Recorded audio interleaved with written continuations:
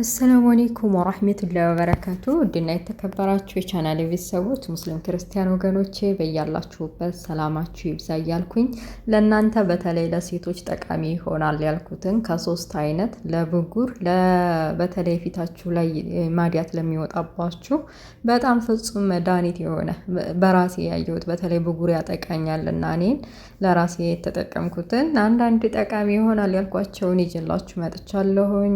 በደንብ ተከታተሉ ቪዲዮውን እናንተ ሞክሩት።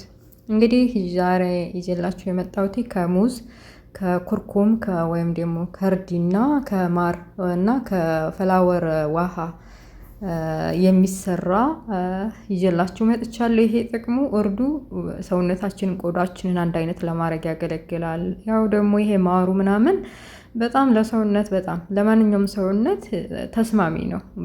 ያለሰልሳል በቃ ይሆናል አይደለ? ደረቅ የሆነ ቆዳ ካለ ምናምን ሙዙም እንደዛው በጣም የተፈጥሮ ነገር ስለሆነ ለቆዳችን በጣም ተስማሚ ነው። በነገራችን ላይ ይቅርታ አድርጉልኝ እዚህ ሙዙን እንዴት አድርጌ ስፈጭ አላሳየኋችሁም። ቪዲዮ የቀረጽኩ መስሎ የነበረ ግን አልቀረጽኩም እና እንደምታዩት በኩርኩሙን አንዴ ትንሽ መላጋ ከዛ ማሩን አድርጌ ሙዙንም ፈጭቼ ነበር። ሳመፍጨትም አልፎ እንትን ነው ይሄ በሹካ ምናምን ማለት ነው። ጫን ስትሉት ራሱ የተፈጨ ይመስላችኋል። እና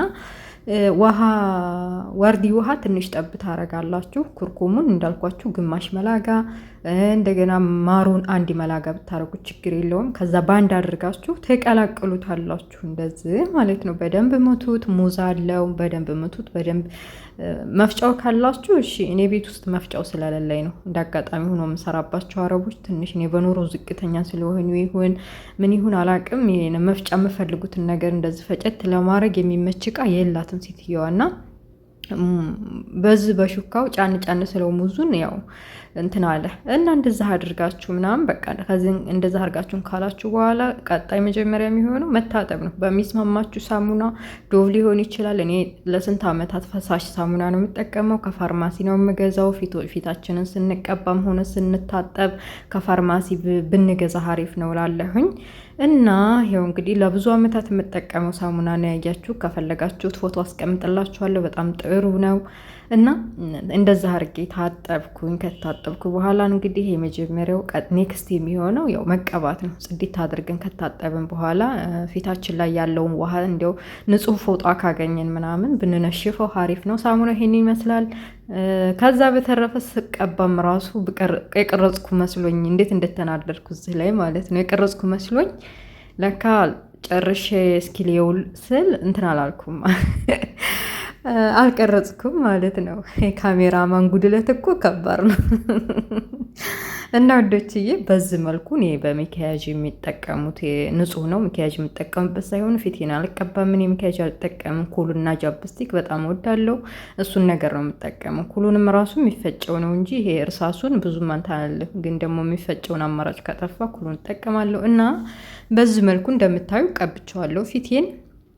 በጣም ደስ የሚለው በቃ ስፖንጅ ታውቃላችኋ። በቃ የሆነ ደስ የሚል ህፃን አይነት ፊት ትርቡሽ የሚል አይነት ፊት ታውቃላችሁ። በጣም እኔ ጁማአን በጣም እጠቀማለሁ። በ15 ቀን አንዴ ጊዜ ካለኝ በ2 ሳምንት ምናምን እጠቀማለሁኝ። እና እርዱ በጉር ጠባሳ አለ አይደለ? ይሄ ጠባሳ ምናምን የብጉር ተተበላሸ ተወጣ በኋላ ከዛ ጥሎት የሚሄደው ጠባሳ። እንደገና ደግሞ ይሄ እህቶቻችን ስሙ ጠፋብኝ ጻፉልኝ። ከጆሮአችን አካባቢ ግንባራችን፣ ፊታችን፣ ይሄ አፍንጫችን አካባቢ እኮ እንትን ይወጣል። ስሙን ጣፉልኝ ጠፋብኝ። ጓደኞቼ ነግረው ነበር ስሙን ያለባችሁ እህቶቼ ማለት ነው። ልክ ጠባሳ ሆኖ ማዲያት ያለባችሁ ልጆች ብትጠቀሙት በጣም አንድ አይነት ሰውነት ነው የሚያረገው። ይሄን የምታዩት እንግዲህ ከደረቀ በኋላ ነው ማለት 20 ደቂቃ 15 ደቂቃ ምናምን አልላችሁም። ምክንያቱም የተፈጥሮ ነው። ይሄ ማለት የተፈጥሮ ነው። ኬሚካል የለውም። 1 ሰዓትም ቢቆይ 40 ደቂቃም ቢቆይ 30 ደቂቃም ቢቆይ 20 ደቂቃም 15 ደቂቃም ቢቆይ በቃ ይደርቅላችሁ ታጠቡት ማለት ነው። እንግዲህ እኔ ደርቆልኝ ነው። ካደረቀ በኋላ ይኸው እየታጠብኩት ነው እንደምታዩት። በጣም ደስ ይላል።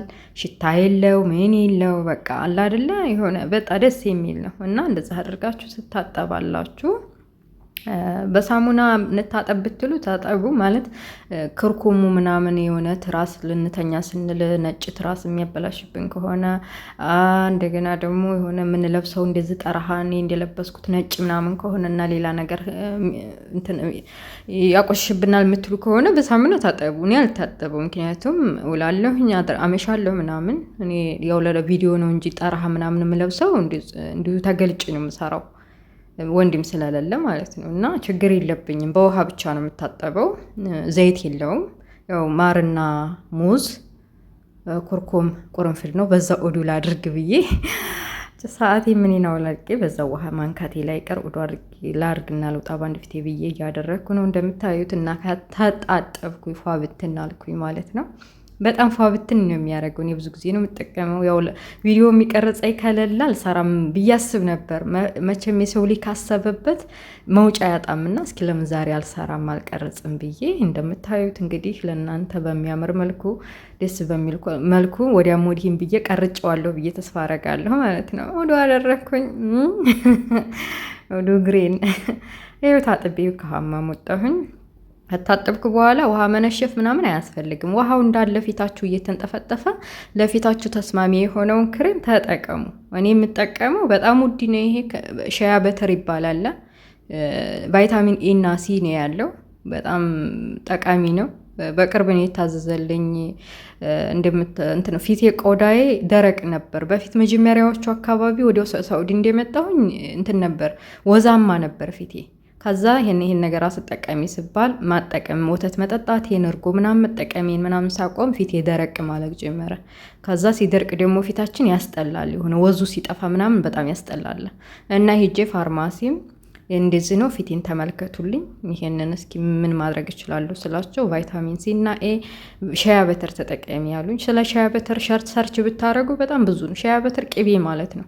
በቃ ለፊትን በተለያዩ ለጂስም ለጸጉር ለተለያዩ ነገር የሚሰራ ነው። እና ሻያ በተር የሚባለው የፊት ቫይታሚን ያለው ቅቤ ይበሉት፣ ቅቤ በቃ።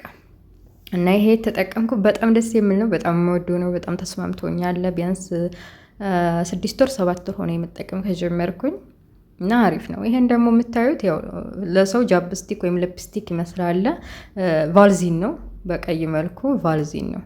እና ከንፈራችሁ የሚደርቅ ምናምን በቃ በተለይ ጨጓራ ህመም እንደኔ ያለባችሁ ሰዎች ከንፈራችን ቶሎ ይደርቃል ምናምን እና ከንፈራችን እንዳይደርቅ የምትፈልጉ ሰዎች ይህንን ቫልዚን በሉት። በቃ ምንም ነገር የለውም። ይሄ የምታዩት ትንሽየዋ አይነት ቫልዚን ማለት ነው። እንድትዛርጋችሁ ብትጠቀሙ እቺ ትንሽየዋ ቫልዚን እኔ ለቅንዲቤ እና ለከንፈሬ ነው የምጠቀመው። ቅንዲብ ጸጉሩ እንዳይሳሳ ምናምን እጠቀመዋለሁ ማለት ነው። እና ይህን ይመስላል ወዶች። እናንተስ ምን ትላላችሁ? እንግዲህ ወላሂ ተጠቀሙት። እኔ ስላየሁበት ነው። እኔ አሁን ለእናንተ ለመጀመሪያ ሰራሁትኝ እንጂ ኦልሞስት 6 ዓመት 5 ዓመት ሆነኝ ይሄን ማስክ መጠቀም ከጀመርኩኝ። በጣም የምወደው ማስክ ነው። ሙዝ ምናምን ይሄ ኩርኩም እና ኩርኩም ደግሞ ስትጠቀሙ የመዲያምን የቅመማ ቅመም አይደለም። ስራዬ ብላችሁ ፋርማሲም ሴደርያ ከሆነ ወይ ደግሞ ራሱን የቻለ ሸቀጣ ሸቀጥ የሚሸጥበት ቦታ አለ።